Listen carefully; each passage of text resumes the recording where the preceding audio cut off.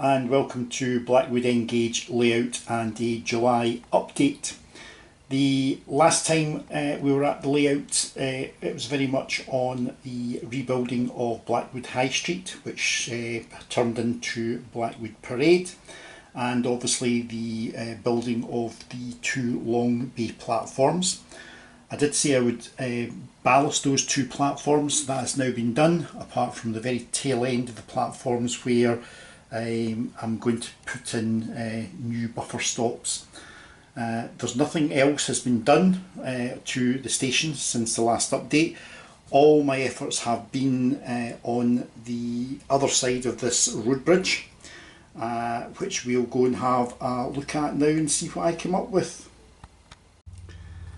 So looking at the other side of the road bridge, you will now see there are industrial buildings have been put in.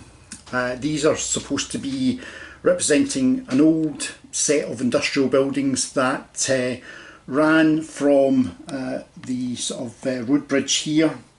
They then step down, bring us back down to baseboard level.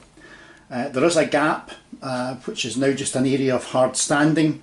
And the backstory for this is there were some buildings there that have now been demolished, and then obviously the ground jumps back up, and you will see that there is a new road bridge has been put in. It's the concrete road bridge that was in the layout before, so this is a new version of it. It's been pushed further back away from the platforms, and the reason for that is to allow it to come over the two lines that go into the helix. It won't be a road bridge here, it will actually be a tunnel mouth, and that will allow me to disguise the entrance and the exit from the helix. But as I say, all the effort has gone on into first of all building this very long road bridge, and in actual fact you'll see there's two bridges. There's a plate girder bridge at the far end with a bit of advertising on it. So it's Bagshaws. So if you need your car serviced or MOT in Blackwood, that's the place to go. And you're probably wondering where these two tracks that disappear under this bridge came from. They are in actual fact an extension of two hidden tracks that have always been here on the layout.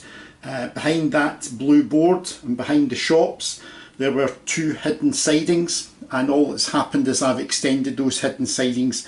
They were in actual fact out of use. They've never been used since the layout came out here to this shed, so all I've done is I've simply extended them out to give another bit of operational interest.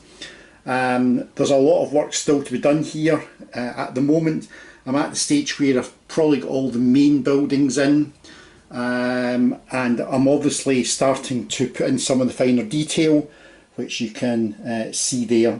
But what I'll do is we'll go around the other side and we'll have a look at this complex from the other side.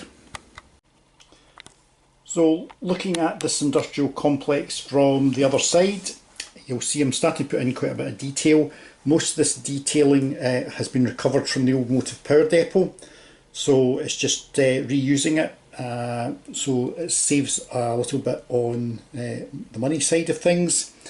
The hard standing, that is actually scale model scenery hard standing paper that's actually been put on. It's quite effective, and it just comes across these two tracks and it's supposed to curve away into the distance.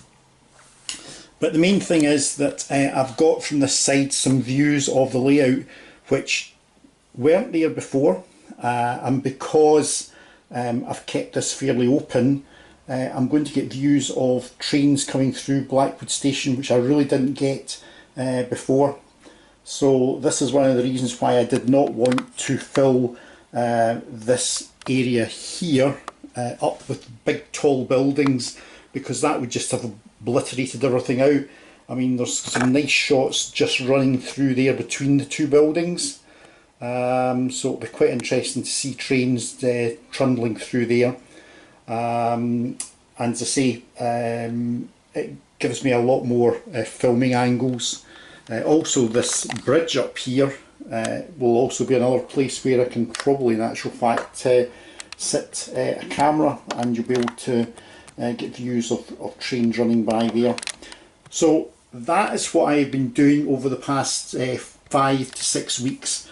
There is a lot of work, although it's a very small area. There's a huge amount of work. Although the buildings were recovered, all these areas here with the raised areas and the walls, they're obviously all have to be scratch built, and they've all got to be built so that the buildings will all in actual fact fit back into them.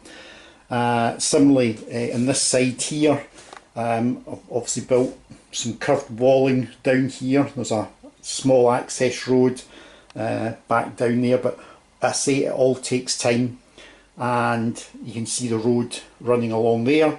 You'll also see there are lighting standards on the road. They do work. They're not been wired up yet, but they will work, and that will give a further highlight on the actual layout once they're actually all working. Obviously in this side here, just looking at the concrete bridge, again we've got the pillars in.